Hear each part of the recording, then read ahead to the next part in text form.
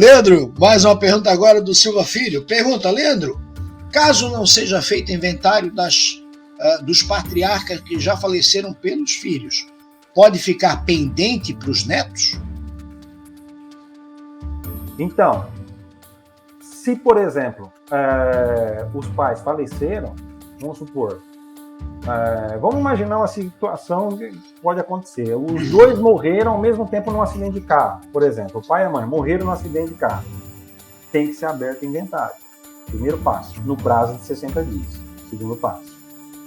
Tem lá, vamos supor, um filho. Vamos simplificar o negócio para não complicar. Um filho. Aí o filho pega e fala, não vou abrir o inventário. Não vou abrir inventário, deixa para lá e vai tocando, passando os anos. Aí falece, esse filho falece. Vem a morrer. E ele não abriu o inventário.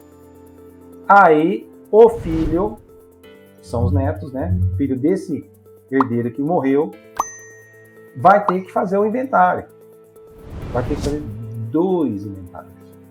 Primeiro, o dos avós, dividindo a parte dos avós que foi deixada para o pai. Como é só um filho que teve, facilitou. Mas tem casos que são 2, 3, 4. Aí depois saiu a sentença do juiz com a partilha de cada um, que é chamado no inventário de formal de partilha, que é onde há a divisão de cada um. Neste caso aí, como era um só, saiu o formal de partilha o juiz dizendo que aquele patrimônio pertence ao filho. Aí ele pega esse formal de partilha, aí ele vai fazer o procedimento. Se ele quiser ir no cartório já fazer o registro desse formal de partilha, pode fazer, só que vai fazer dos avós pro pai. Aí ele vai ter que abrir um outro inventário, especificamente da parte destinada, que foi dada para o filho dele, que no caso é o pai dele, né? Então tem 2 inventários. O primeiro vai ser feito dos avós deixando para o filho, né? Que é o pai do exemplo que ele deu aqui, e depois um segundo inventário, tá? Vai sobrar para os netos gastar tudo isso daí para fazer o inventário, tá? Pois, que loucura. No final gasta 2 vezes, né? Então, 2 vezes. Tá, Leandro, antes de colocar a pergunta do Volney aqui, que também é uma pergunta interessante, uma pergunta minha. Vamos supor, esse casal tem um filho, né? E aí eles têm, vamos supor, 10 imóveis. Em vida, eles já vão lá e transferem esses imóveis para o rapaz, vamos supor, para o filho, né? E aí, vamos supor que a casa que eles moram, eles colocam lá usos e frutos até falecerem, e aí vai pertencer ao filho. Aí não precisa abrir inventário, né? Não precisa. Não, né? Aí não tem inventário. O inventário é só quando não é passado nada para o nome em vida, né? Sim. Em vida, vamos supor, igual o exemplo que você deu, usufruto. Pai e mãe estão vivos, o filho está vivo.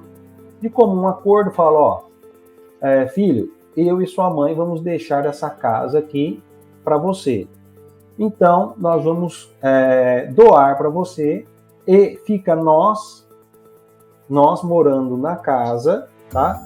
E você é o verdadeiro dono agora na escritura. Tem que fazer tudo isso em escritura, tá? Tudo escriturado. Quando se morrer um dos dois, né?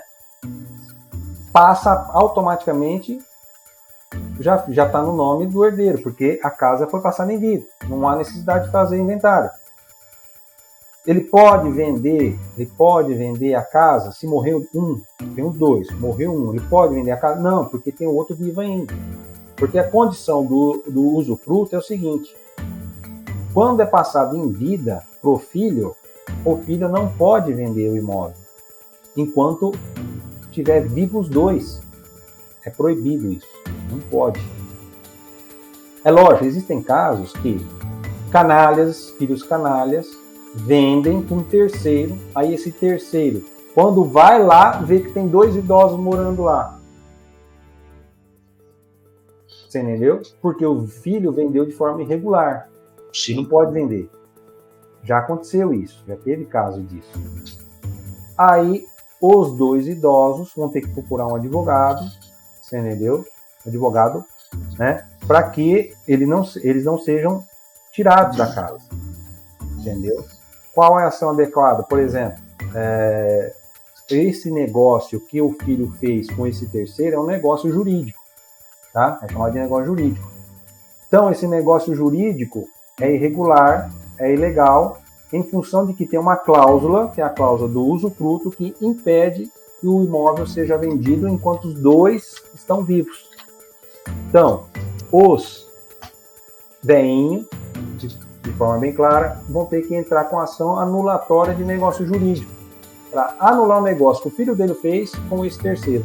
E esse terceiro vai procurar a ação adequada para, por exemplo, uma ação de indenização para restituir o dinheiro que ele pagou por esse filho canalha que vendeu o imóvel com os dois idosos lá dentro. Tá? Entendi. Então é isso. Acontece isso.